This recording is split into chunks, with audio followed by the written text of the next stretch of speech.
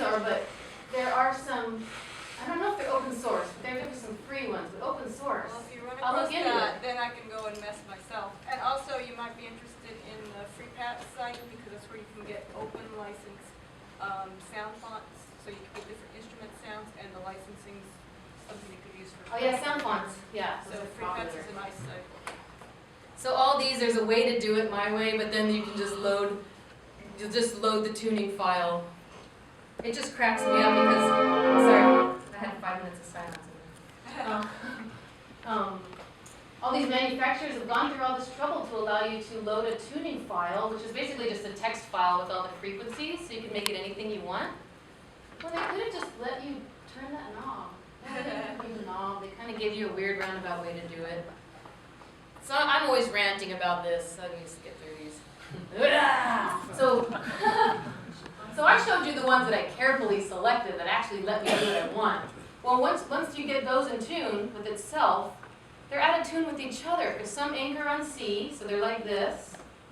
The next keyboard over will anchor on the bottom note, so it's up like this. So then you have to master tune them down and bring them together. And you gotta do that by ear, because there's no scale on them. The tuning knob is just with no numbers on it. Yeah, so and then some of the older analog synths that let you do it really easily, well, the top notes and the bottom notes will be out of tune. So you'll actually have like a kind of a curve. It's just because it's imperfect analog components. And so then you try to get all your synthesizers in tune with each other, and you're in microtuning hell. Not to mention, you know, making the keyboards work out. So I just want a knob. It just lets me do an equal tempered tuning, and I don't care what the knob looks like. I just want each guy to look as ugly as possible. It could look like a clock. I don't care.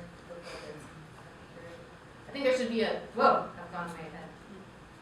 There should just be a magical device with a knob. You plug in, it's wireless, and it makes all synthesizers go into what they're supposed to do.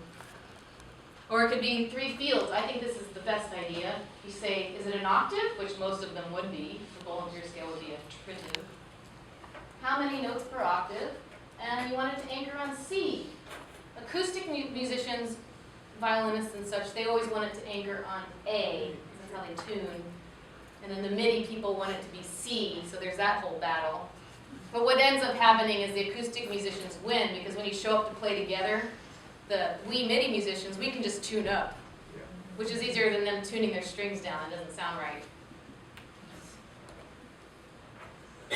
The best thing would be to have 3 fields and a knob.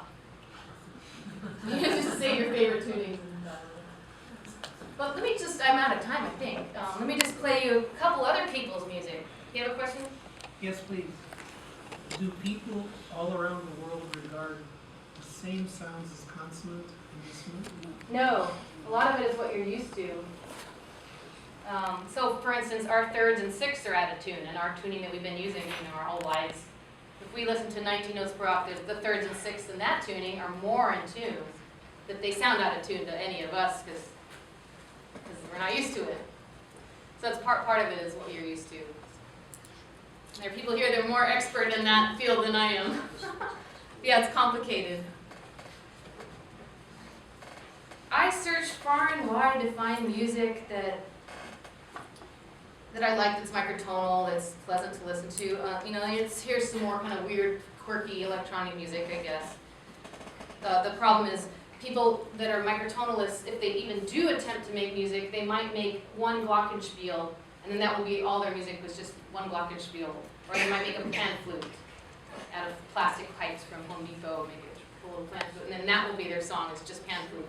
So it's hard to find people that can produce a whole, kind of what I do is, a bunch of instruments together, and I produce the whole thing. And it's a little weird because that's my style, but it's hard to find people that can do that. So here's someone that composed 14 notes per octave. I've never tried that one.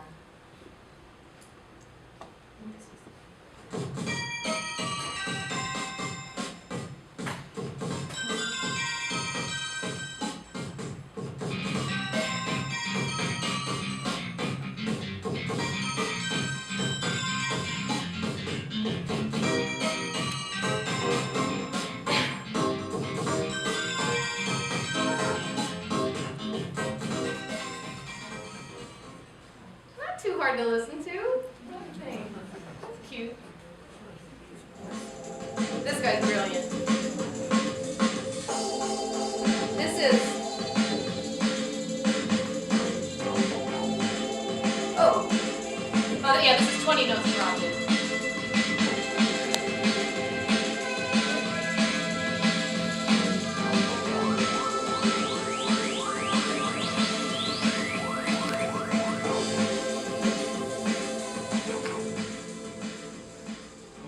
He composed something in 13 notes per octave, which is really let's go fast forward to it.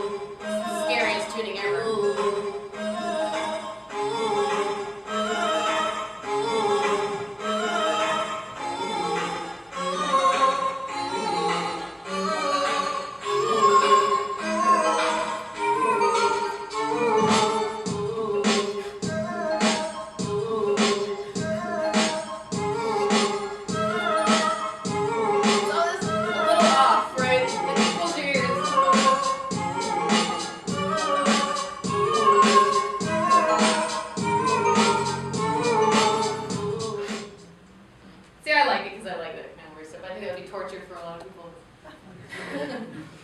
Anyway, that's mostly what I have.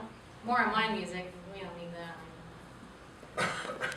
Yeah, if anyone's interested in trying this out and you want to spend about $300 or so to have a microtonal keyboard, just let me know and I'll build you something and get you started and get you hooked up with some free software.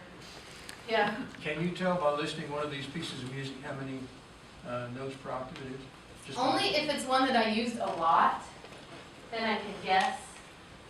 Like that last one, I would have thought it was 19 notes per octave, but it was really 20. It's really hard to guess. Bohlen-pierce scale I can recommend is pretty easy. And if someone uses it the same way I do, with the same, they decided on the same white notes, then it's easier. But yeah, it's really hard to find good music examples. I guess any other questions? Was your teacher Boulanger related to Nadia Boulanger? Not related genetically, but he there's a, they have a genealogy of teachers. Yeah. So someone that taught him was taught by her, or something like that. Yeah, it's a real close relationship. Yeah. Yeah. One thing I noticed that you were playing different examples is that when you've got these different tunings, when you play lots of harmonies, it doesn't always sound that. But when you're doing melody, it can sound very sort of Yeah. good. That's something I should mention a little more. When I compose, like I said, I do it linearly, but it's because it's the kind of going through time from this pitch to that pitch. It's like the movement from here to there kind of makes you go woo, and then you get back onto it, more than the chords. So a lot of these microtonalists, they always obsess over the chords. But to me, it's, if anything, if you're going to use chords, it's not the chord itself that's interesting, it's going from one chord then moving to the next over time that is interesting. Who had a So question? speaking of movement, do people dance to this? Well, my band Zia has played mostly microtonal music since '91, and I never announce it's microtonal. The audience wouldn't even know what I'm talking about. Yeah, and they used to dance, especially in the early '90s, they danced to it. And then in the mid '90s, techno had all the rave scene happen, and they replaced us with DJs. So say you're working with a neural integration dysrhythmia condition like Parkinson's. Have you ever worked with any kind of microtonal introduction into the rhythm of the movement in the body with that? No, that's interesting though. It's kind of like music therapy, right? Yeah, but it would be, I would guess you're probably on the fringe because of the way you compose things. In the microtonality world, is that safe to say? Oh, very fringe, yes. So this would be definitely a fringe element Far of music fringe. therapy. I know there are a But lot I'm of people at curious Berkeley to see College of what these- Music in the electronic music department, they do music therapy. And they're making even iPad apps for it. They're getting really into it right now, but it has very little to do with. Dr. Boulanger is leading that, so maybe he's introducing bohlen-pierce scale in there somehow, but I don't know. I don't think so. I think it's just 12 tones. Yeah. Yeah. Did you ever try to translate like known music into this new scale and just explore? Like, Yeah, that's one of the first things I did, was I took a song that I had written. So this is back in I guess it was still like 89, or 90. It was right after after Dr. Boulanger played that song and I freaked out. So then I did my final project was 3 songs, and one of them was a song I'd already sequenced, and I remapped the notes to the closest sounding note in the 19-tone scale because they're very related. And it just made it sound cool, made it have a new flavor. But like I showed, the 19-tone scale of white notes sound really close to the 12 note. If you mapped it to kind of an unrelated tuning, it would just change the song entirely, but you can find one which just kind of has more notes but has related notes. Yeah. Is that what you meant? Yeah. How does this music fit in the music department, the other part of this? Oh, the music department in this school? Well, any school. Any school? It depends on the professors. You have to have that one quirky professor that wants to have a and there won't necessarily be a microtonal class, but like Dr. Boulanger or other teachers will introduce it in their composition class and see what catches on. So when I teach my class, I always talk about it at one point and see if anyone's interested. And I would say every 3 semesters I might get one student that wants to try it, and like one of them I think will continue to do it. One student, I guess sort of like music therapy in a way, one student was in a wheelchair and he had very little control over his hands. He's kind of like this. And since the bohlen-pierce scale is really in tune, you can almost play random notes and it sounds nice. I had him, I said, I turned on the metronome, I don't even know if he was following the metronome. I just said, play, don't even think about anything, just use your emotion and move up and down the keyboard and just play something, it doesn't even matter. And then what we're going to do what's called subtractive composition. We're going to take out the notes that sound bad, and then maybe copy and paste the good parts, and turn them upside down and do things like Bach does, right? So he did it and totally worked, and he wrote one of my favorite pieces my students ever wrote, just by ear. Because in that tuning, it doesn't matter what you play, it sounds good, pretty much. So let me ask you a question, why did we end up with 12, using 12? Was it because it was based easier on for the musicians? low number ratios, it was based on consonant intervals, and it was probably the most practical tuning that we could have come up with. Is that because it was easier to make the instruments? You know what? I don't know who the heck What figured came out the first? piano, the shapes of the white keys. It doesn't look like an easy problem to me at all. But yeah, I think it's just about the mathematics of it worked out, and it sounded decent. And it was a lot of the intervals that Pythagoras figured out early on, and then the ancient Greeks used real similar scales. With So you just think our brain preferred 12 to 19? I don't know if they even thought about 19. I mean, that's a really good question, but Somebody we actually decided looked this at sounded ancient good. tunings and then derived what we thought might be practical. I think it was practicality in a way. 19 might just have been too many notes. Well, you wouldn't be able to reach an octave with one hand. Right. Unless you had double-decker black notes, and then that would have been an engineering issue. So, I think it was practicality. How can you record the music when you say, well, we'll take this out, we'll take that out? How is it written down? Oh, well, using electronic music, we use what's called MIDI, Yeah. and it's just digital code that just records what you did. So it's just a performance. It just says, I played this note, now I lifted up my finger. And the sound is completely separate. So you can rearrange the MIDI notes all you want. You can even change what sound it's triggering at any time. But you end up with a sheet of paper with this all out? It's just on the computer screen.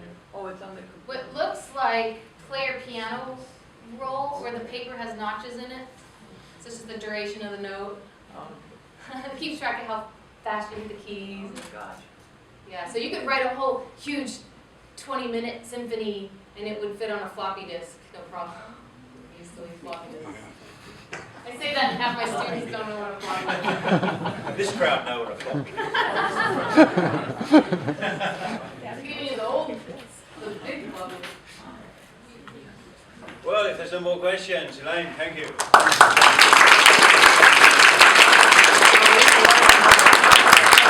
there's any more questions, I'm sure Elaine will be happy to answer them. Once again, everybody, thanks for coming to this series. We'll see you again next year. Oh, if you want to hang around, there's some more demonstrations. I'm just going to play some music. Thanks.